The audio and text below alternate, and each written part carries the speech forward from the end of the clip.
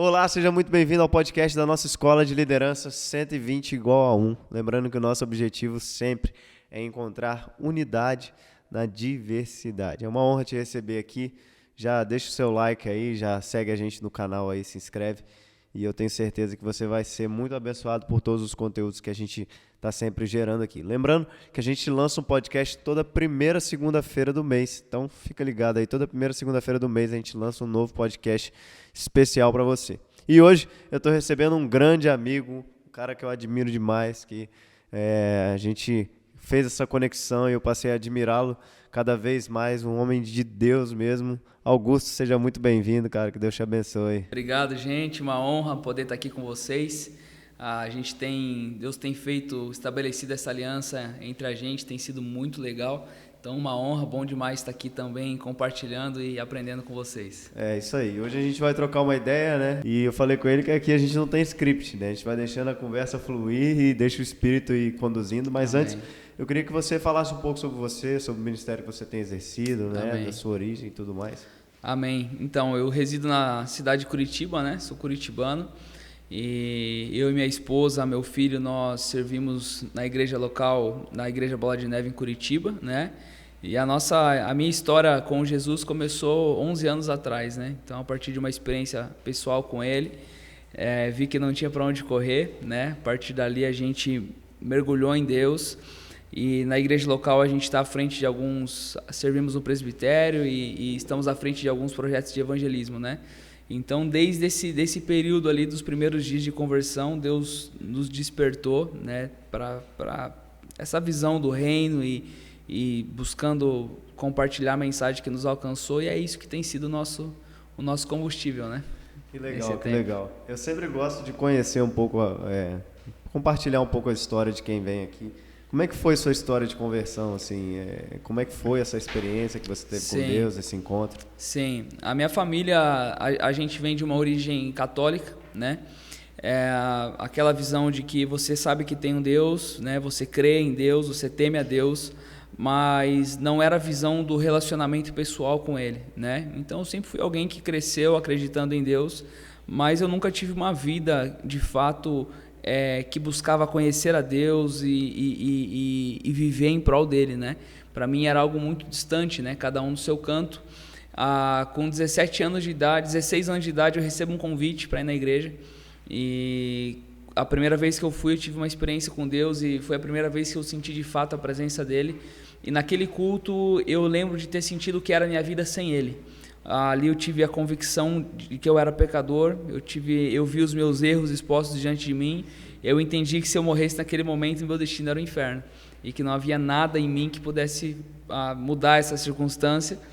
E o que me chamou a atenção foi que na hora que o pastor estava finalizando a mensagem, ele disse assim: eu não estou te convidando para fazer parte de uma religião, eu estou te convidando a fazer uma aliança com Deus e andar com Ele.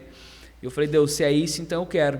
Entrego minha vida para Jesus nesse momento e me lembro já no outro dia de acordar com aquele sentimento, aquela paz, aquela alegria, aquele negócio diferente.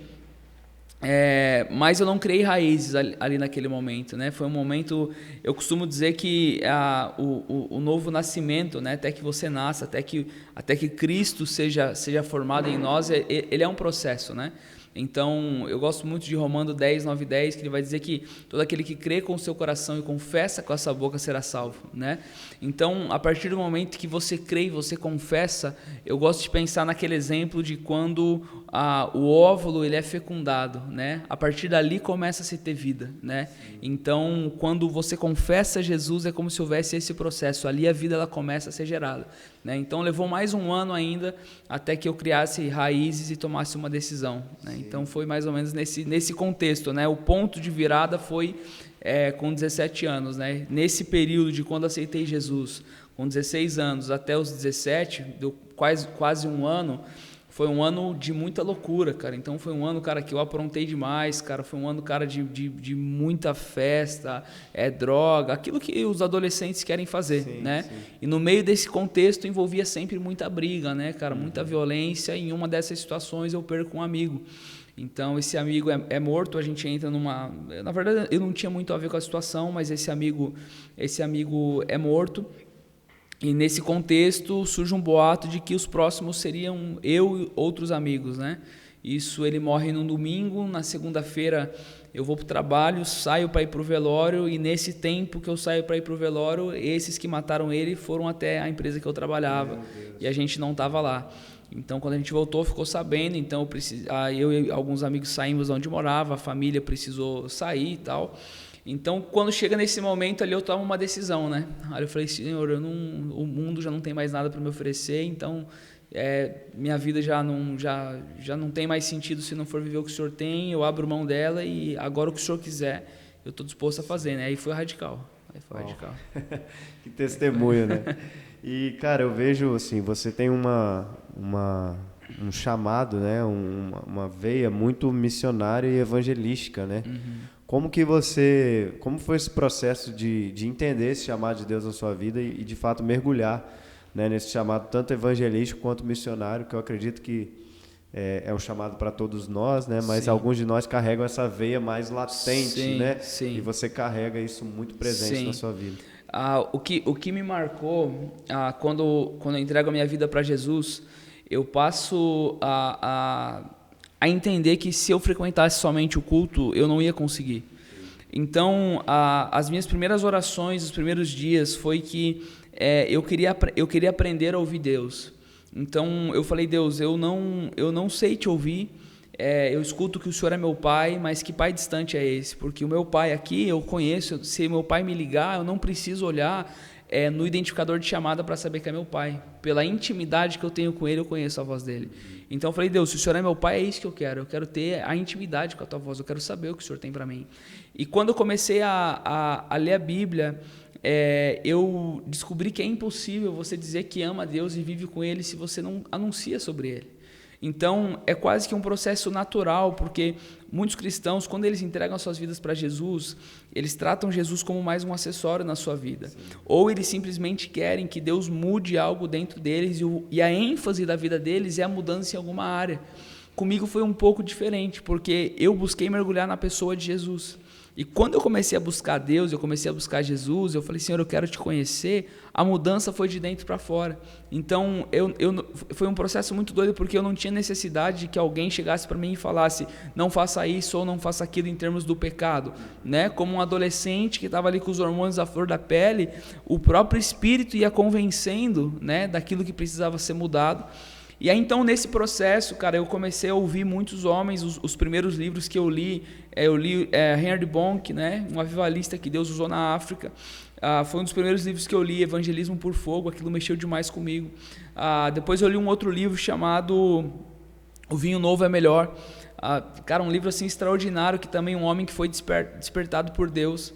E eu comecei a consumir muito material em torno de avivamento, cara, aquilo me fascinava, cara. Então, eu ouvia homens como Leonard Ravenhill, que foi um outro evangelista que Deus usou na década de 50, 60, 70, mais ou menos. David Wilkers, que foi um cara que começou um trabalho na Times Square, em Nova York. Então, eu comecei a ouvir isso e eu entendi que esse era o modelo de Jesus andar na Terra. Sim. Jesus, ele sempre se moveu por almas. Então, aquilo foi mexendo comigo a tal ponto que eu vi que eu não tinha tempo para perder. Então, eu comecei, ainda aqui novo, nesse processo de quando eu entreguei minha vida para Jesus com 16 anos até os 17 anos, eu me lembro de muitas vezes eu estar chapado em algum lugar e quando eu me vi, eu estava falando de Deus para algum amigo.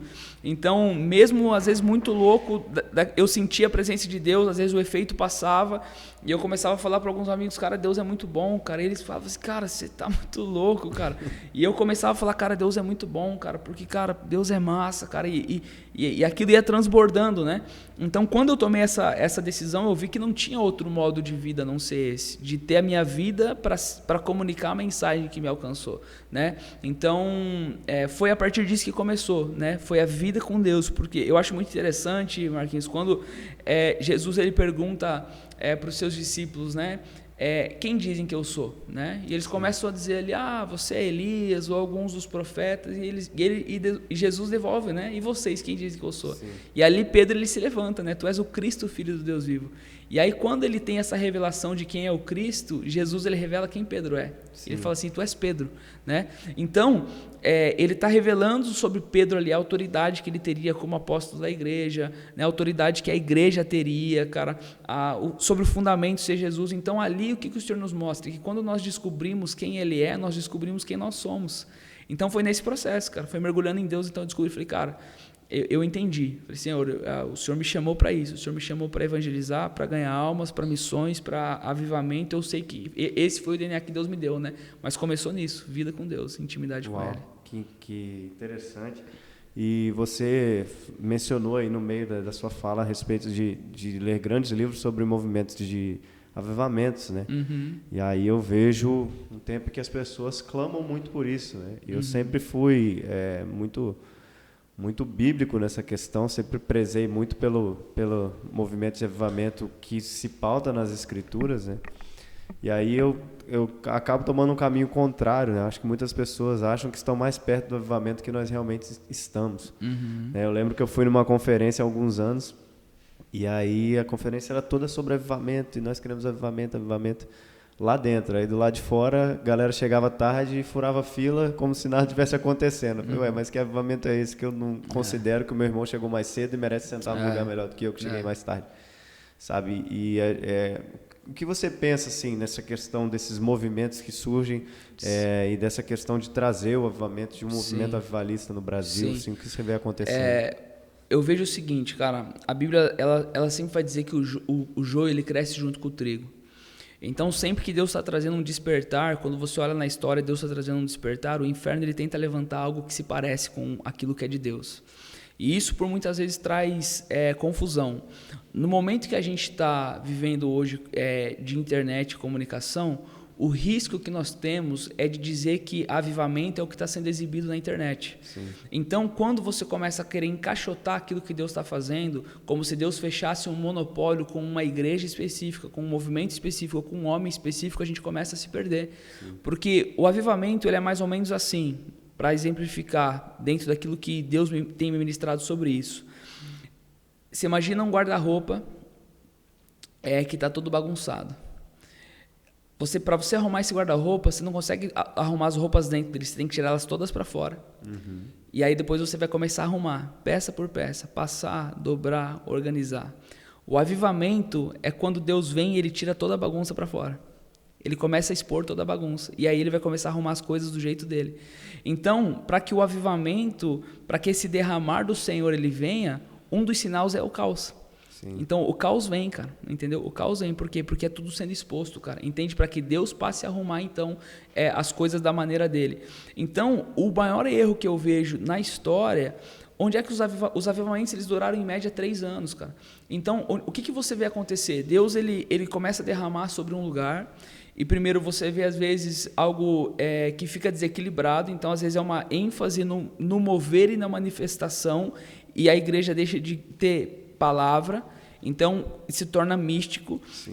Então, cara, se não tiver um equilíbrio entre o mover do Espírito, o mover profético, na verdade não tem nem separação, essas coisas elas têm que andar junto. Sim. Então muitos avivamentos eles pararam por causa disso, porque foi uma ênfase dentro de uma manifestação, e esses que foram sendo ganhos, eles não se consolidaram na palavra. Então é mais ou menos assim. Qual é a maneira mais eficaz de você ser liberto? É a palavra. Entendeu? É você consumir a palavra. Então esse é um ponto. O outro ponto dentro do avivamento que você vai ver na história que se perdeu é quando alguém quis monopolizar e se tornar dono desse avivamento. Então é quando alguém quis levantar uma bandeira, não, o avivamento é nosso. Entende? Sim. Você começa a se perder também. Então, no momento que a gente está vivendo, Deus está levantando, cara, inúmeras pessoas com movimentos extraordinários que são legítimos, e Deus vai levantar muito mais. Só que o avivamento dos últimos dias, ele não pertence a um homem. Então, quando você olha para trás, é muito fácil você dizer alguns grandes nomes, John Wesley, Spurgeon. Por quê? Porque foram homens que Deus levantou como pilares para propagar um movimento. Sim. o que Deus está fazendo nesses dias não se trata de um homem, é sobre uma geração. Isso. Por quê? Porque esse último derramar, ele não tem dono. Você não vai conseguir falar quem começou isso foi o fulano, foi o ciclano. Não, é uma geração. Então, isso que é o perigo da internet. Porque se a gente, como igreja, principalmente nós que somos mais novos, limitarmos que o avivamento ele é aquilo que está sendo exibido, nós estamos descartando todo o restante do que acontece no reino de Deus e não está exibição. E, particularmente, eu presencio coisas em alguns lugares que, cara, eu considero aquilo como sendo avivamento, cara, e não tem nada daquilo na mídia, porque Deus continua tendo as maneiras dele de agir, né? Então, eu acredito nisso. Tem muita coisa que é legítima, mas o joio, ele sempre vai crescer com o trigo. Sim, e é necessário que isso aconteça, né? Para que o nome de Deus seja ainda mais glorificado, né? Quando as coisas começarem a se arrumar.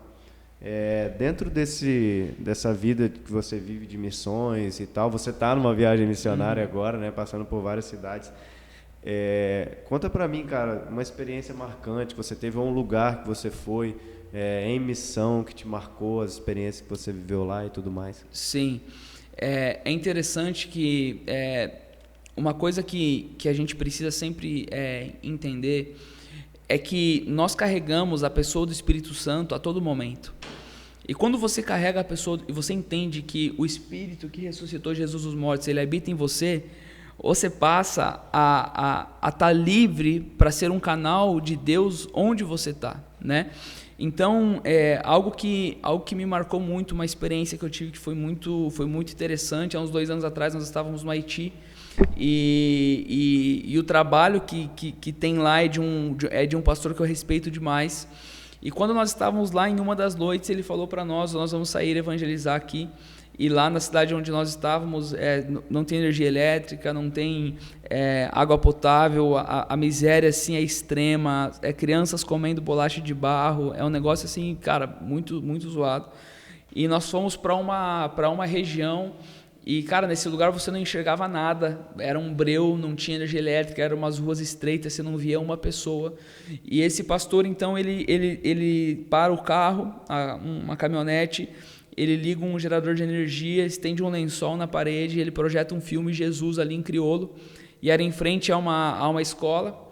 Então a gente trouxe os bancos daquela escola, colocamos na frente e de repente as pessoas começaram a chegar, você nem via, assim, as pessoas iam chegando. E a gente tinha levado alimento para essas pessoas, então enquanto elas estavam assistindo o filme Jesus em crioulo, elas estavam sendo alimentadas. E quando eu estava próximo do filme, esse pastor veio e falou para mim: Augusto, você que vai pregar. E eu falei: cara, mas como que eu vou pregar, cara? Você não tem idioma, você não tem nada, se vira, cara, você que vai pregar.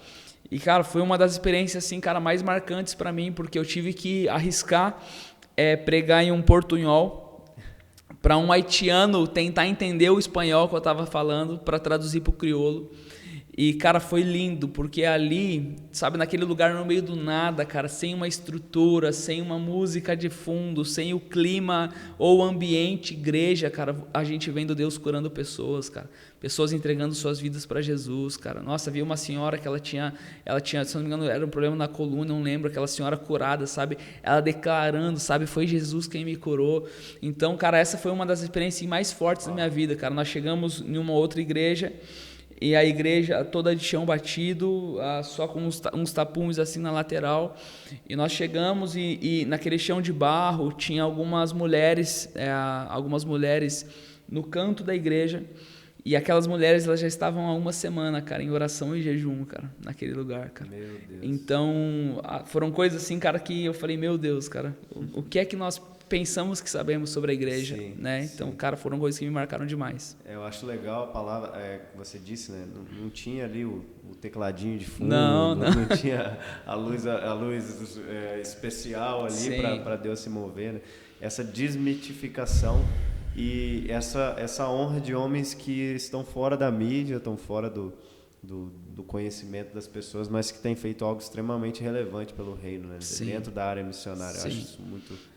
Sim, muito incrível. Eu vejo que o maior cuidado que a gente tem que ter nesses dias é isso, né? É nós definirmos se um movimento ou se alguém é de Deus pelos seguidores, pelos views, né, cara? Se alguém tá no hype, porque, cara, o reino de Deus, cara, na verdade, ele continua se movimentando, cara, por aqueles que estão fazendo um trabalho formiguinha, cara. Sim. Então você vai ver, Billy Graham ele dizia isso, né? Não importa se você é um holofote ou se você é uma vela, o importante é que você seja luz.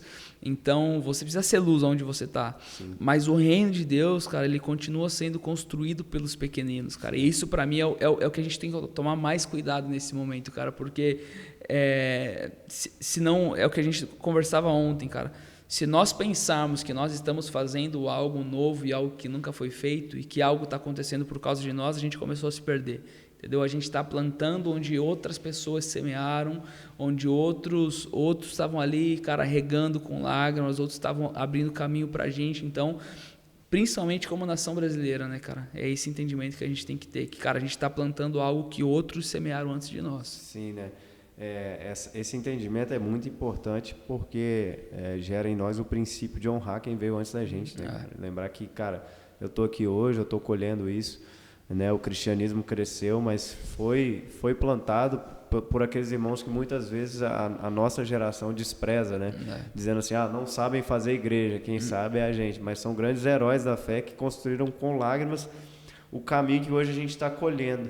E se a gente não entende, não reconhece isso, que quando eu honro meu pai e a minha mãe, não é só o meu pai e a minha mãe, mas a geração de pais e mães espirituais que plantaram para onde eu estou colhendo, eu não vou plantar para que uma próxima geração carregue esse princípio de honrar pai e mãe também, que plantou para que eles colham. Então, se eu não honro quem plantou para eu colher, eu não vou plantar, não vou honrar a próxima geração também, né? E eu vejo um caminho muito perigoso nessa questão. Acho que a gente precisa entender que uma geração não precisa passar para que outra geração continue o caminho. As duas gerações conseguem construir o reino. Com certeza. Né? E a respeito do trabalho formiguinha, né? O pastor Brian Houston, ele diz o seguinte, que a igreja de Cristo, ela não é construída no talento de poucos, mas no esforço de muitos. Né? Então, às vezes a gente vai olhar para o talento dos poucos, mas quem constrói a igreja é o esforço de muitas pessoas, né? Que nem sempre vão ter o dom e o talento que muitos têm, mas que vão ter o coração naquilo para fazer, que vão topar ir para o meio do nada, colocar um filmezinho lá e a partir disso ver o mover do Espírito. Sim. Né? Eu acho isso bem isso, cara. É bem isso, porque se a gente não entender isso, cara, a gente corre o risco de perder algo extraordinário que Deus está fazendo, cara. Né? Eu gosto muito, cara, se eu não me engano, em Malaquias, cara. Se eu não me engano, Malaquias, cara, que ele vai dizer, deixa eu até achar a referência aqui, mas ele está falando sobre esse mover desses últimos dias que Deus está trazendo. E uma das coisas que me chama muito a atenção, cara, nesse texto, é que a palavra ela vai nos ensinar aqui em Malaquias 4, que ele vai dizer assim, eis que eu mesmo vos enviarei o profeta Elias antes que venha o grande e assustador dia do Senhor. E Elias procurará fazer com que o coração dos pais se convertam perante seus filhos, e os corações dos seus filhos se convertam aos seus pais. Do contrário, eu virei e castigarei a terra com desgraça. Então o Senhor está falando, cara, que antes de vir o dia do Senhor, ele vai ter uma conversão de corações de pais e filhos, de filhos aos pais. Sim. Agora, o que é interessante é que a palavra usada aqui para a conversão do coração do filho, do pai para o filho, é diferente do filho para o pai. Então, quando ele está falando aqui que o coração do pai vai se converter para o filho, ele está usando uma palavra aqui que no grego é shub ou shub. E essa palavra ela traz justamente a ideia de se retratar. Então, ele está dizendo assim, que antes do dia do Senhor, os pais, eles se retratarão com seus filhos e o coração dos seus filhos se voltarão aos seus pais. Então, esse princípio da retratação, cara, é o que a gente precisa nesses dias. Então, sim, hoje você vê, isso pode ser aplicado em vários contextos, né? Esses tempos atrás eu corrigi o meu filho sem sabedoria e eu tive que me retratar com ele. Então, hoje você vê que muitos pais, cara, e eu como pai, eu posso dizer isso, cara, que às vezes nós atacamos o que não entendemos.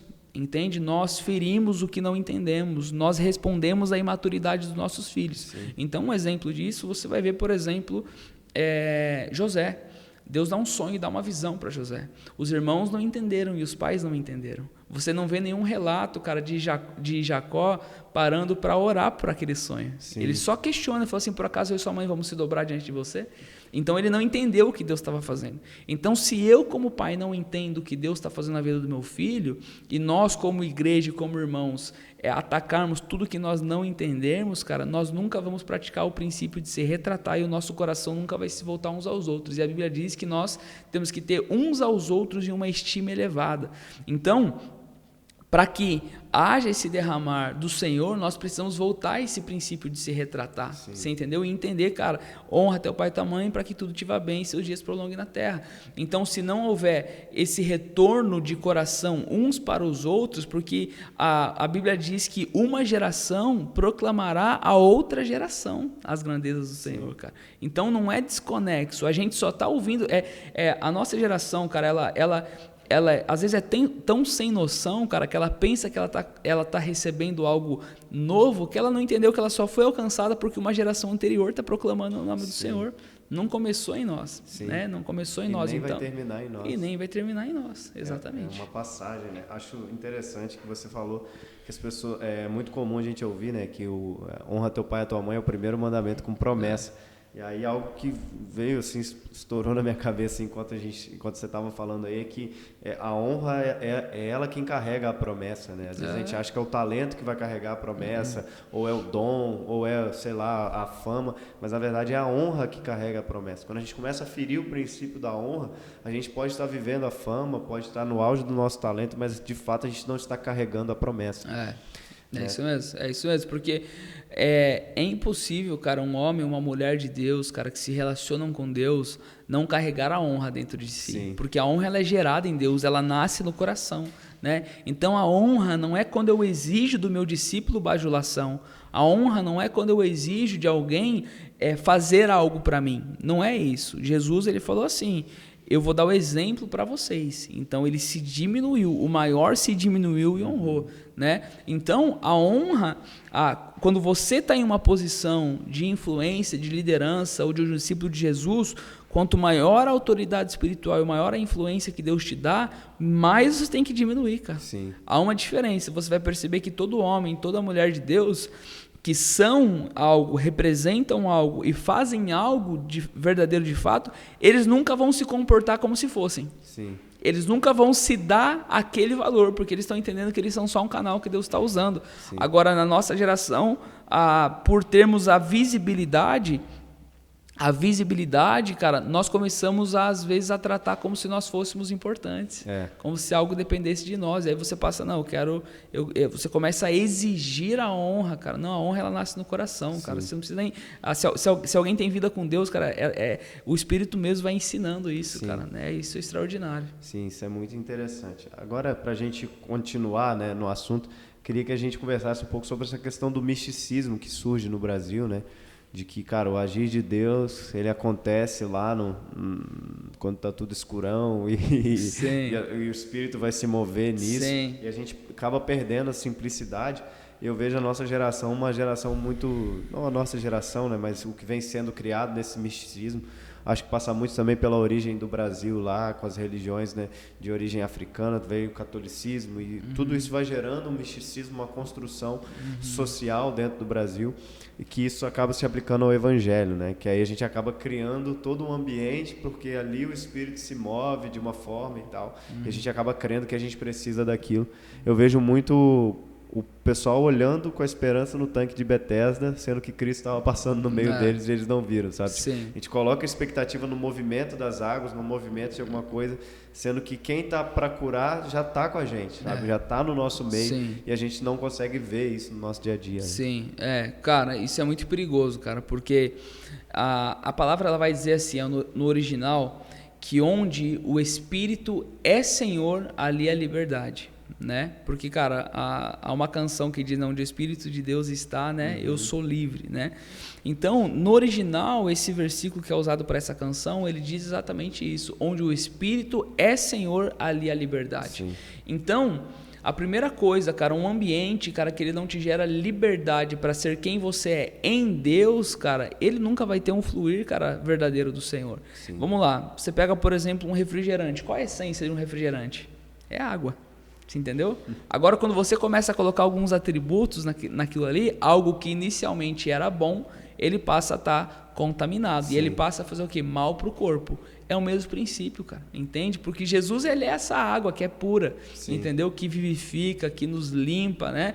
Agora, o que acontece? A religião ou a religiosidade, ela passa a colocar atributos nessa água, entendeu? Como se só ela em si não fosse necessário, Sim. não fosse o suficiente. Então, você vê, a partir do momento que a gente começa a querer determinar o que é o modo de Deus operar, cara, aqui entra o perigo. Então, eu entendo que só esse tipo de adoração vai atrair uma manifestação da presença de Deus, só determinado tipo de pregação Deus usa, só determinada linha teológica é a correta. Sim. Quando o homem ele passa a querer encaixotar quem Deus é, cara, ele vai se perder, cara, nesse movimento, ele vai mistificar. Sim. Então ele vai voltar, é o que a gente falou, é a síndrome dos irmãos de José, eles matam tudo que não entende. Então tudo que se levanta contra aquele formato que Deus está fazendo em uma determinada região, se eu vejo que em outra região Deus está agindo diferente, eu aponto aquilo como se aquilo não fosse Deus que estivesse agindo, e eu mato o que eu não entendo, né? Sim. Então eu acho muito interessante quando o apóstolo Paulo ele vai dizer assim que alguns pregam a Cristo, cara, por motivos que não são verdadeiros. Ele fala assim, cara, mas para mim pouco importa, porque o que importa é que Cristo seja anunciado, cara. Então, o nome de Jesus ele está sendo anunciado. Então, nesse momento que a gente está vivendo, cara, se a gente não entender que o Cristo ele é o suficiente, cara, a gente vai se perder, cara, porque eu já ouvi pessoas dizerem, eu sabia mais quem eu era antes da igreja do que depois da igreja. Por quê? Porque elas entraram, foi tanta doutrina, foi tanto cabresto, cara, foi tanta... mais ou menos assim, Jesus libertou e a igreja está jogando uma corrente de novo. Você está entendendo? Sim. Então, a igreja ela é a maneira que Deus está agindo na terra. Agora, a gente não pode querer encaixotar o que é a igreja. Você está entendendo? Porque uma igreja no Oriente Médio é diferente de uma igreja aqui. Sim, exatamente. Totalmente diferente, né? É muito interessante porque o mundo, ele vê Cristo através da igreja, né? Quando João tem lá a visão do Apocalipse, né? E aí ele vê primeiro os 7 castiçais, que representam as 7 igrejas da Ásia ali, né? Então ele vê a representação da igreja. E no meio da igreja ele vê o Cristo, sabe? Então como que a gente vai ser essa igreja que reflete o Cristo se a gente tenta tanto encaixotar as pessoas, né? Naquilo que a gente pensa ser o padrão e não o padrão de Deus, né? Então tem uma frase de um teólogo que eu não vou lembrar, mas que nas coisas essenciais a gente tenha unidade, que nas coisas não essenciais que a gente tenha, acho que não lembro o que, e em tudo que a gente tem o amor, né? Que a gente tenha caridade. Sim. Então, assim, nas coisas essenciais, naquilo que é bíblico, que é palavra de Deus, que a gente se una, mas naquilo que não é essencial, cara, naquilo que é superficial, que a gente simplesmente respeite a multiforme graça de Deus e respeite a forma como Deus age através de cada um. Sim. Né? Porque senão a gente acaba tornando aquilo que Deus definiu como essência em doutrina. Né? É o que você tem falado muito nesses dias. Sim, é quando a revelação pessoal passa a ser doutrina, né? Então Deus fala para você assim, olha, eu não quero que você coma carne, então você agora cria a igreja que é proibido comer carne, né? Então Deus fala para você assim, eu quero que você haja dessa maneira, e você passa então a criar uma doutrina a partir daquilo. Então você transforma uma direção pessoal, específica, individual e personalizada para a tua vida. Você quer que todos andem na medida que Deus está te chamando a andar. Esse é um erro, cara, porque ainda mais quando você está falando de reino de Deus, você não está falando sobre uma empresa que tem processos de começo, meio, fim e resultado. Reino de Deus é uma construção. Então é construção até que Jesus volte. Você está entendendo? O apóstolo Paulo ele diz sobre isso, né? Que ele vai falar que um fundamento já foi posto. E ele vai falar assim, agora cada um veja como edifica. Então nós estamos edificando algo até o retorno de Jesus, até que cheguemos, cara, à maturidade, cara. E você só chega à maturidade, cara, à estatura, cara, de Jesus com a igreja toda, né? Um homem, ele não se torna essa perfeita varonilidade, né? Agora a igreja sim, porque é a igreja que Jesus vem buscar, é essa igreja, né, cara, sem mancha, sem ruga, sem mácula, né? Então, é importante a gente entender, cara, que Deus, ele Jesus ele continua sendo o cabeça da igreja, né? Senão, cara, a gente vai querer tratar a igreja como uma empresa que ela está focada em resultado, mas não tem fruto nenhum, cara, entende? Porque o resultado é para hoje. Vamos lá, você trabalha com vendas, cara, você vendeu esse mês, o mês fecha hoje, o que você tem que fazer no outro mês? É venda. É venda, cara. O resultado de ontem não serve para hoje. Agora, quando você dá fruto, quando você frutifica, é como uma árvore. Na estação ela vai frutificar, porque ela está enraizada. Então, cara, vai vir as estações, vai vir folha, vai cair folha, vai vir fruto e assim por diante. Então, no reino de Deus, nós somos chamados a dar fruto, que é bem diferente de dar resultado. O resultado é o esforço do homem. Fruto é aquilo que só o Espírito pode fazer, cara. Só, porque sem ele a gente não pode fazer nada. Né? Só aquele que está na videira gera frutos. É isso aí. Quando você falava, me veio uma imagem na cabeça, porque quando a gente perde a referência da cabeça, que é Cristo, a gente transforma a igreja em uma besta, né? Que a besta tem 7 cabeças, 10 chifres e pai. Então a gente acaba transformando o que é de Deus em algo que tipo assim, pode até tentar imitar aquilo que é de Deus, mas não é. Né? A gente acaba transformando o corpo de Cristo em uma aberração, porque a gente perdeu o referencial, que o cabeça é ele. Então agora eu faço igreja no método, eu faço igreja lá porque eu li o livro 10 leis da igreja que prospera, sei lá. É isso aí. E aí eu perco a referência de que, cara, a essência da igreja é o agir do Espírito Santo de Deus e tudo mais. Até o pastor Francis Chan, ele fala no livro Deus Esquecido, que se Deus tirasse o Espírito Santo das igrejas, a maioria delas não perceberia. Eu achei essa frase dele muito forte. Assim, Sim, cara. É porque, olha só, às vezes, cara, a gente não se atenta ao que a gente fala. Geralmente as pessoas dizem assim: nós estamos indo para a igreja para buscar a Deus. Agora você busca o que você perdeu. Você entendeu? Então o que ela está dizendo é que ali é o local dela buscar. A igreja hoje, nós como cristãos, nós não entendemos que a igreja é uma extensão da minha busca, onde ali eu vou estar em comunhão e juntos nós como corpo vamos estar adorando a Deus. Então, eu acho muito interessante, cara, eu até deixei separado aqui que 1 João 2,6, que ele diz assim que aquele que diz que permanece nele, esse também deve andar como ele andou. Então, quando você entende, cara, que Jesus está te chamando a andar como ele andou, cara, você entende que há uma responsabilidade que Deus está te chamando a andar diferente, cara. Entende que você pode estar em comunhão com ele, né? Você pode estar em comunhão com o Espírito, você pode estar ouvindo Deus sobre as áreas da sua vida e você vai trazer ele para essa realidade, você vai trazer a pessoa do Espírito Santo, porque é ele que é o nosso auxiliador, cara, entendeu? Então, esses tempos atrás eu estava em casa orando e o Senhor falou para mim assim, o Senhor começou a me ministrar nesse sentido. O que a nossa geração quer? A nossa geração quer acabar com todas as suas fraquezas. Então você tem inúmeras ferramentas que no seu devido lugar são boas, mas tudo que nós queremos é minimizar a nossa fraqueza, é alavancar o nosso potencial. Agora o apóstolo Paulo, ele nos dá um caminho um pouco diferente. Ele fala assim, cara, quanto nas minhas fraquezas, nelas eu me gloriarei, cara. Entende? Ele fala assim, cara, porque quando eu sou fraco, é que eu sou forte. Porque o teu poder se aperfeiçoa onde? Na minha fraqueza.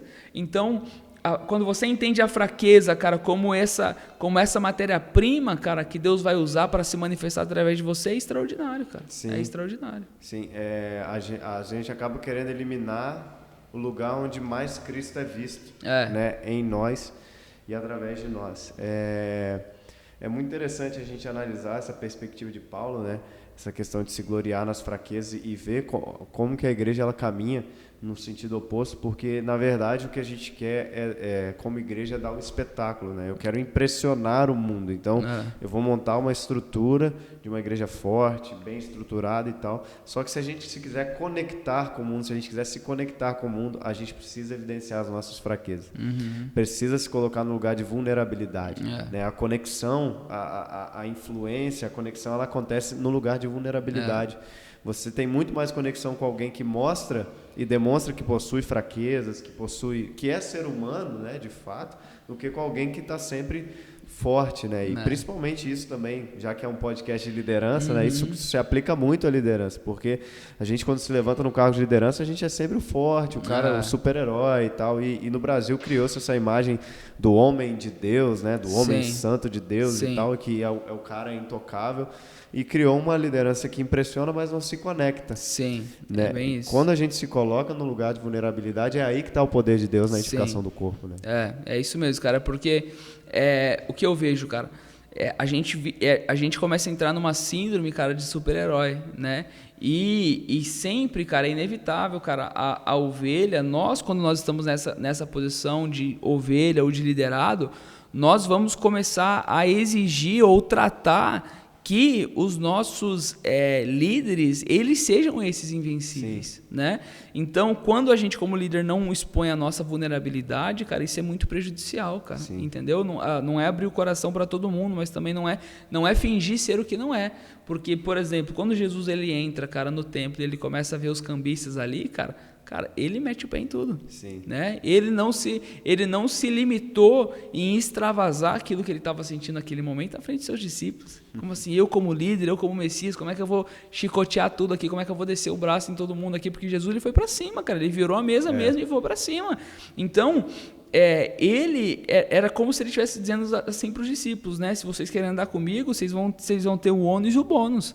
Vocês vão conhecer eu no meu melhor dia, né? Jesus amando, curando e libertando, mas a hora de virar a mesa é isso aqui. Então, isso é muito doido, porque no relacionamento líder, liderado, cara, discípulo, aquele que está sendo discipulado, você tem que estar disposto como líder a ter um ambiente, cara, que aquela pessoa ela tenha liberdade para ser o pior dela perto de você e vice-versa, porque senão não tem comunhão perfeita. A gente tem uma imagem, né, cara? Você tem uma imagem, um relacionamento superficial. A gente cria um esquema de pirâmide, né? Então, tem o maior, vai pro menor e tudo mais. E as pessoas elas preferem seguir um líder que é sempre verdadeiro ao invés do líder que está sempre certo, né? É isso aí. As pessoas conseguem enxergar a verdade. Eu acho que muitas vezes a gente tenta se enganar achando que a gente consegue esconder o que há de verdadeiro em nós, mas de alguma forma as pessoas percebem isso, sabe? Principalmente quando se trata do reino de Deus, porque se a gente conhece a verdade nos liberta, e a gente vive o ministério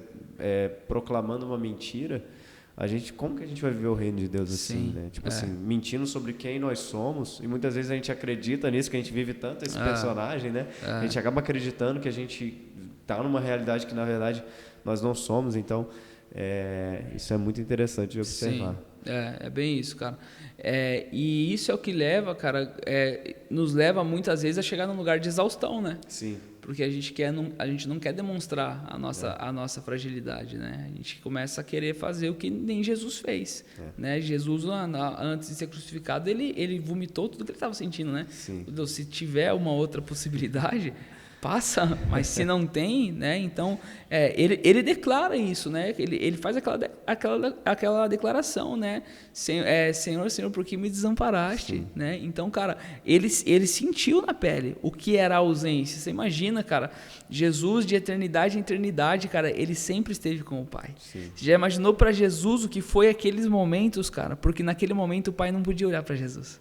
Naquele momento o Pai não podia livrar Jesus. Naquele momento o Pai, ele precisou rejeitar Jesus, porque o pecado, cara, da humanidade estava sobre Jesus, cara. Então, todo aquele cálice da ira de Deus, cara, precisou ser tomado por Jesus, cara. Então, naquele momento, você já imaginou que foi o coração de Jesus, cara, que ele nunca soube, né? Até aquele momento que era estar desconectado do Pai, cara. Sim. Então, a agonia, né, cara? Então, mas ele expôs o que ele estava sentindo, né? Então, se a gente, como um discípulo de Jesus, a gente tentar viver, a gente tentar tratar as coisas como uma performance de mercado de trabalho, cara, a gente vai se perder, cara. Sim, com certeza, né? A gente não pode transformar o corpo, que é algo orgânico e vivo, em algo que é mecânico, né? Às vezes a gente quer fazer isso, né? Pegar o que um ciborgue vivo e transformar num robozão lá que é um sistema e que vai dar tudo certo, né? Eu lembrei do filme Inteligência Artificial, né? Tipo assim, quer pegar aquilo que é real e transformar em algo artificial. Sim. Mas, mano, você também é um cara que flui muito na área do evangelismo, né? Abordando as pessoas na rua, orando por elas. E eu vejo que é uma área que muitas pessoas têm dificuldade, né? Você chegar e abordar alguém na rua, muita gente, né, trava e tudo mais. Sim. Para você, como é que foi esse processo, né? As dificuldades que você enfrentou nisso tudo, como você conseguiu né, passar por isso, ou se você ainda sente essa hesitação, mas você age, né? Como que você age? Sim, cara, eu acredito que esse romper é até Jesus voltar, cara, né? A gente tem que se jogar nesse rio até Jesus voltar. Hoje existem alguns motivos que impedem as pessoas de evangelizar, alguns enganos. O primeiro deles é a pessoa achar que esse não é o chamado dela. Então, por muitos anos, parte da igreja transferiu essa responsabilidade sobre um grupo, né, que eles chamavam como evangelistas, né? De fato, há pessoas que elas são evangelistas, elas têm uma veia para aquilo, elas vão ter um fluir muito natural dentro daquilo, tá? E vai ser, e de certa maneira elas têm uma unção específica para aquilo, né? Agora, isso não nos tira a responsabilidade do todo, tá? Sim. Por quê? Porque quando você acha que você não é um evangelista, você passa a ser omisso àquilo que Jesus mesmo mandou dizer. Uma coisa que a gente tem que entender na leitura da Bíblia é que toda a Bíblia ela tem que ser lida a partir da ótica de Jesus. Então, cada carta de Paulo que eu leio, por exemplo, ela tem que ser lida a partir da ótica de Jesus. Ela tem que voltar lá. Então, você está lendo o que Paulo está escrevendo para Efésios, por exemplo, a respeito dos 5 ministérios. Então, você tem que pegar aí, você tem que passar lá pelo filtro do que Jesus falou para você entender a essência. Então, o apóstolo Paulo está falando, por exemplo, sobre os 5 ministérios. Ele vai dizer lá sobre pastores, profetas, apóstolos, mestres, evangelistas, né, que tem o fim de aperfeiçoar o corpo. Então, por exemplo, o papel de um evangelista, ele não é aquele que tão somente ganha almas para Jesus. Ele é aquele que edifica o corpo e ensina o corpo a ganhar almas. Um pastor, ele não é somente aquele que cuida de ovelhas, ele é aquele que ensina a igreja como pastorear. Um profeta, ele não é aquele que tem sobre si o título e toda a honra de ser um profeta, mas é aquele que edifica e ensina a igreja a profetizar e assim por diante, o mestre, o apóstolo e assim por diante. Então, o que a Bíblia está nos ensinando é que em algum momento eu vou tocar todos esses 5. Você entendeu? Sim. Vamos lá, um evangelista, ele talvez vai discipular outros evangelistas. Sim. Ele vai precisar ensinar outros evangelistas, ele vai precisar pastorear outros evangelistas e assim por diante, cada um dos outros ministérios. Então, o primeiro erro é você pensar que você não vai evangelizar porque esse não é o teu chamado, porque todos foram chamados a ser proclamadores. 1 Pedro 2,9, na segunda parte do versículo, ele vai dizer assim, né? Ele vai começar dizendo: vós sois raça eleita, sacerdócio real, nação santa, povo de propriedade exclusiva de Deus. E na parte B do versículo ele vai dizer assim: com o fim de proclamar as virtudes daquele que te tirou das trevas para a sua maravilhosa luz. Então a Bíblia está dizendo que você recebeu uma autoridade, que você recebeu uma identidade, que você foi comprado por Jesus, você faz parte hoje de um corpo chamado igreja, com o propósito de ser um proclamador. Sim. Ponto final. Então eu não preciso ser um evangelista. Basta eu entender que eu preciso proclamar as virtudes. Agora, quando você fala de virtudes, você está falando sobre qualidade. Você só conhece qualidade de quem se relaciona. Por isso, eu não ouço quem diz que tem vida com Deus, mas não ganha almas para Jesus. É impossível. Por quê? Porque quando você conhece a virtude de Jesus, é impossível você não falar dela. Então, como é que eu digo que eu sou um líder, que eu sou um pastor, eu sou um cristão, sendo que a minha vida, ela não comunica a virtude daquele que me tirou das trevas para a luz dele? Então, esse é um primeiro erro das pessoas acharem que esse não é o chamado dela. Os próximos pontos, eles vão estar relacionados à vergonha, à timidez, ao medo do que vão pensar, eles vão estar relacionados a dúvidas, e se fizerem alguma pergunta eu não souber responder, e se eu encontrar pessoa de uma outra religião, ou como é que eu abordo. Todas essas coisas, principalmente a vergonha, o medo e a timidez, elas têm uma única raiz, que é o orgulho, que é a preservação do nome. Então, o que é timidez? Nada mais é do que o medo de me expor e o que vão pensar de mim. Sim. Então, o diabo, ele faz as pessoas acreditarem que são tímidas. Pessoalmente, eu não sou uma pessoa muito extrovertida, mas eu entendi a minha responsabilidade. Então, quando você vai crescendo em Deus, você vai entendendo que você tem coisas que você faz porque é tua responsabilidade, não é porque você está sentindo vontade. Então, por exemplo, quando eu estou em uma situação na rua e eu estou sendo intencional, porque às vezes a gente precisa ser intencional, não vai ser uma coisa que você está sentindo, nossa, que vontade de orar por alguém, não. Você vai se deparar com uma necessidade, e Tiago ele vai dizer assim: aquele que pode fazer o bem e não faz, pecou. Então você entenda que quando nós deixamos de fazer o bem, quando podemos, nós estamos em pecado, cara. Sim. Você entendeu? Então quando eu posso abençoar alguém, servir alguém, cara, me doar por alguém, liberar daquilo que eu carrego, e eu não faço, eu estou me colocando em uma condição de pecado, cara. Então, quando você passa a entender que tem a ver com orgulho, cara, e o orgulho se vence morrendo, cara. entendeu? Então ali é um processo que, cara, ele é constante, cara, ele é constante. Quisera eu todos os dias acordar, ganhar 15 almas para Jesus, não é assim. Você vai rompendo, entendeu? Você vai se expondo. Você vê alguém, você se dispõe a servir a partir da necessidade daquela pessoa. Sim. Mas a raiz mesmo das pessoas não evangelizarem está muito ligada com o orgulho, está muito ligada com a religiosidade, né? Então elas formataram um modo de Deus operar e aí não deixam o rio fluir, né? A partir disso. Uau. Conta pra gente aí, cara, umas experiências aí mais Sim. marcantes dentro dessa área de evangelismo, né? Legal. Tem algumas coisas assim que, cara, Deus tem feito assim que tem nos chamado muito a atenção. Uma delas, eu estava em um posto de gasolina e uma coisa que é muito, muito legal dentro do evangelismo é você buscar se mover com os dons, porque os dons são ferramentas. Sim. Então é muito difícil quando você tenta fazer algo na força do seu próprio braço, mas quando você se move debaixo da unção do Senhor, né, e às vezes a pessoa diz assim, não, Marcos, é que você tem uma unção para isso. Cara, a unção já te foi dada, cara, entendeu? Marcos 16:15, o Senhor ele vai falar sobre isso, cara, ele vai falar sobre a autoridade que ele te deu, ele vai falar sobre a autoridade que você tem para curar enfermos. Então você não cura enfermos porque você tem um dom, você cura porque você tem uma autoridade. Sim. O desdobramento do dom é outra coisa, mas o importante é que você tenha autoridade para aquilo. Então o Senhor ele vai te dar uma ordenança ali sobre você pregar o evangelho, cara. Então quando você entende isso, você tem a ferramenta e o conselho do Espírito Santo, e é Ele que conhece os corações. Então, por exemplo, eu fui abastecer o carro, cheguei para abastecer o carro e a hora que eu desci, o Espírito Santo falou para mim sobre o frentista. Ele é um sonhador. Eu falei, legal. O cara terminou de abastecer, eu cheguei para ele e falei, e aí, manão, tudo bem? Qual é teu sonho, cara? Ele olhou para mim e falou assim, cara, para te falar bem a verdade, cara, meu sonho é ser salvo. Na lata, cara. Eu falei, cara, então hoje é dia de sonho ser realizado. Expliquei o plano de salvação. E aquele jovem ali, ele faz uma aliança com Jesus. Muitas vezes, a gente precisa entender, cara, que Jesus, o exemplo mesmo, eu compartilhei ontem com vocês sobre o gadareno. Jesus, ele não fica ali discipulando aquele gadareno. Ele ganha, liberta e envia. Então vão ter pessoas que nós vamos ganhar e você vai conseguir trazer para a tua igreja, você vai conseguir discipular aquela pessoa, você vai estabelecer vínculo. Outras não.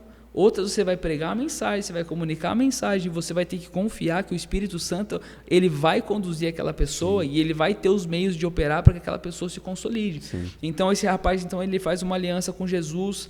Cara, foi algo muito lindo, cara. E uma outra assim que para mim foi muito impactante.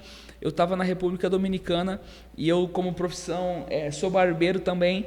E eu fui comer em um lugar e Deus falou para mim assim, o garçom que nos atendeu, Deus falou para mim, eu chamei ele para ser um empresário. E aí terminamos ali e tal, arrumei um caminho, no outro dia fui até ele, e aí, amigão, tudo bem? Ali tentando conversar com ele num portunhol, e aí eu falei, amigão, você tem vontade de ter algum negócio próprio? Ele falou para mim, tenho. Eu falei, sério, o que é que você gostaria de ter? Ele falou, cara, eu gosto muito de artes, mas o que eu queria muito ser na minha vida é barbeiro. Então, o que Deus usou? Deus usou uma associação para trazer. E aí, cara, foi lindo. Cara, a gente ministrou, a avó dele já vinha orando. Então, ali eu só colhi um fruto que outra pessoa já vinha plantando, cara. Foi algo extraordinário. Então, cara, quando você se dispõe, cara, você vai para esse lugar para servir mesmo, né? Compartilhei com vocês ontem também sobre uma família que eu encontrei no semáforo e eu não tinha como ajudá-los. E foi interessante, eu vou ler essa mensagem para você porque eu recebi essa mensagem ontem à noite. E essa família, eu estava passando de carro e eu vi eles no sinal e eu não tinha como ajudá-los. E quando eu passei, eu não tinha como ajudá-los, o Senhor falou para mim, o que Jesus faria no seu lugar? O Espírito Santo falou para mim. Eu larguei tudo que tinha, peguei aquela família, coloquei eles no carro para mim conhecer um pouco mais deles. E no caminho, quando eu começo a falar de Deus para eles, o rapaz fala para mim assim, eu não gosto de Deus, eu odeio Deus, porque eu acordei e o meu filho de 6 meses estava morto do meu lado. E aí, como é que você vai falar para uma pessoa dessa que Deus é bom, que Deus a ama? Ela está com a ferida dela, a flor da pele. Sim. E ali Deus me deu uma palavra de sabedoria, cara. Eu falei para ele assim, Miguel, você sente saudade do seu filho? Você gostaria de poder rever o seu filho? E ele, quebrantado, falando que sim. Eu falei, então, a única maneira de você reencontrar o seu filho é você ir para o mesmo lugar que ele está, onde não há choro, não há ranger de dentes. Eu explico o plano de salvação, ele entrega a vida para Jesus. Passa alguns dias, ele me manda uma mensagem me xingando, revoltado com Deus. No outro dia depois, ele mandou uma mensagem para mim: Augusto, eu quero te pedir perdão. Ontem eu estava muito brabo com Deus e eu briguei com Deus, mas Deus me visitou, me curou e eu descobri que Deus é meu Pai. Então, desde então, a gente tem ministrado, discipulado essa família, e ontem ele me mandou uma mensagem dizendo... Ele estava dentro de uma situação e ele falou para mim assim, eu pedi para ele e ele me respondeu: hoje, mais que nunca, eu me entrego a ele e entrego a minha família toda para Deus. Então, onde começou? Em um momento que eu precisei optar se eu ia seguir a minha agenda ou a agenda de Deus. Entende? Sim. Então, é isso que eu acho extraordinário, cara. Por isso que, para mim, cara, eu acho que a gente tem que usar todos os meios que Deus pode dar para propagar a mensagem. Só que no momento, na era da informação que a gente está vivendo, cara, se a gente não for prático com o evangelho, com o cristianismo, a gente vai se perder, cara. Sim, com certeza, com certeza. Você mencionou a questão da barbearia, né? Cara, como que você conseguiu encontrar esse equilíbrio, né? Eu vejo muitas pessoas que têm essa dificuldade entre, cara, sabe, equilibrar mesmo, você que tem essa vida de viagens missionárias e ao mesmo tempo tem uma empresa. Como que foi encontrar esse equilíbrio, assim, né? Quando é hora de eu parar um pouquinho e me dedicar a uma coisa e me dedicar a outra, ou me dedicar as duas coisas juntas? Sim. Cara, eu posso dizer que Deus tem me ensinado, cara. Eu não julgo que eu alcancei a plenitude dentro disso, mas do que eu experimentei até agora, o primeiro passo foi eu entender que não há separação. Para mim não há separação. Eu estou aqui hoje, eu estou exercendo o ministério aqui hoje. Sim. Mas quando eu retornar, vai ter uma manhã que eu vou parar e eu vou só pagar a conta. Eu estou exercendo o ministério ali também. Uhum. Vai ter um outro dia que eu estou contratando alguém e eu estou exercendo o ministério naquele momento. Tem um outro dia que eu vou estar dando curso, eu vou estar ensinando alguém aquele ofício e eu estou exercendo o ministério naquilo também. Então, o primeiro passo que você tem que entender é que a tua chamada ela tem que fluir em todo lugar que você é plantado. Então, se você foi chamado, essencialmente, todo cristão ele foi chamado para algumas coisas. Primeiro, foi chamado para pregar o evangelho. Foi chamado para fazer discípulo, foi chamado para curar enfermos, expelir demônios. Essas 4 coisas aqui, todo cristão, independente da sua chamada, tem que ter. Você tem que pregar o evangelho, você tem que fazer discípulos, você tem autoridade para curar enfermos, para expulsar demônios e para se mover nos dons espirituais. Sim. Independente do cargo, do título, da liderança, se ele é um chamado integral dentro da eclésia ou se é um chamado bivocacionado, independente, ele tem que fluir nisso. Então, desde que eu entreguei minha vida para Jesus, eu sempre busquei ter esse entendimento de que não havia separação. Teve um momento que eu fiquei numa luta, que eu queria muito que Deus me enviasse para o campo, e eu não queria mais depender daquilo, mas era mais porque eu era preguiçoso mesmo do que porque eu queria o campo.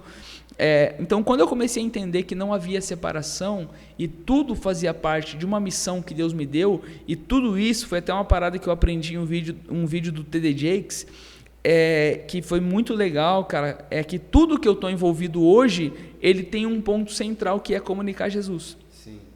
Então, no meu negócio, na minha empresa, eu contrato pessoas que não são cristãs, mas elas estão ouvindo o evangelho. Sim. Então, lá a gente prega para os clientes. Então, parte da minha equipe é treinada. Então, eles pregam o evangelho, eles fluem nos dons, eles curam enfermos, eles ganham os clientes para Jesus. Então, parte da minha equipe, ela já está fluindo nisso.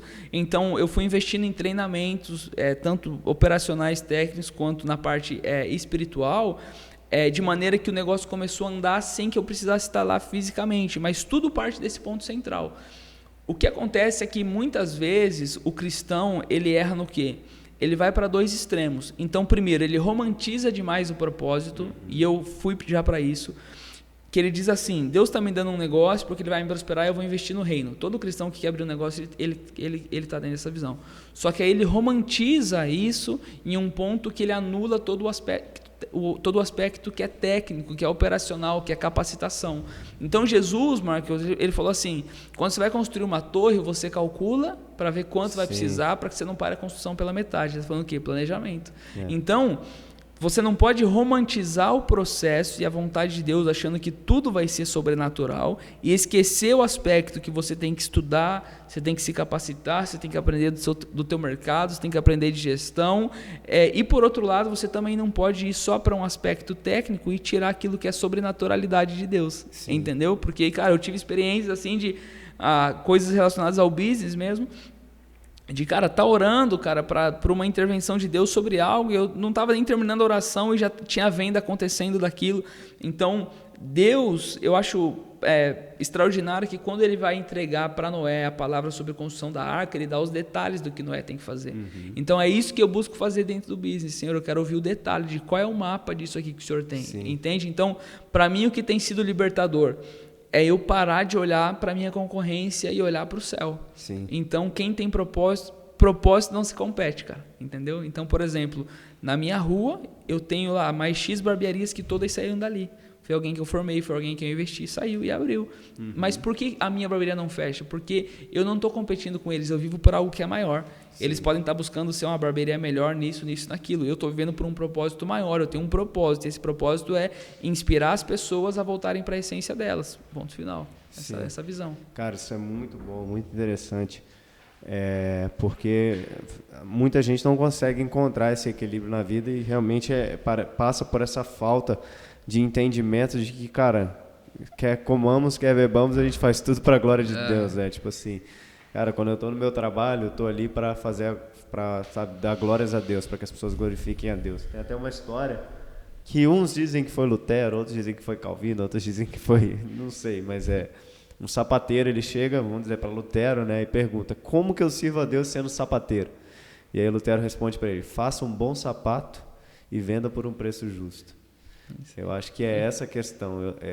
Às vezes a gente limita o que Deus vai fazer na nossa vida ao que Deus vai fazer na igreja, né? Tipo assim, na instituição igreja, quando eu digo, né? Então, tipo assim, se eu não canto, não prego, não toco instrumento, então Deus não está fazendo nada. Não, cara, Deus está fazendo algo através de você no seu trabalho, Deus está fazendo algo através de você no seu dia a dia, na sua faculdade. Sim. Essa compreensão, sabe, essa consciência de que onde eu caminho dentro do propósito, sabe? Por mais que eu passe 40 anos no deserto, sabe? Eu estou caminhando para o propósito que a gente precisa carregar na nossa vida. Né? Sim, isso é bem libertador, cara, porque quando passa a ter uma separação, a igreja ou nós como cristãos começamos a nos portar dessa maneira. Então ele é o cara que durante a semana ele está mentindo, ele está viciado em pornografia, ele está tratando a esposa mal e no domingo ele está no altar tocando, sim, ministrando, pregando, porque ele está separando a vida dele. Você é um ser único.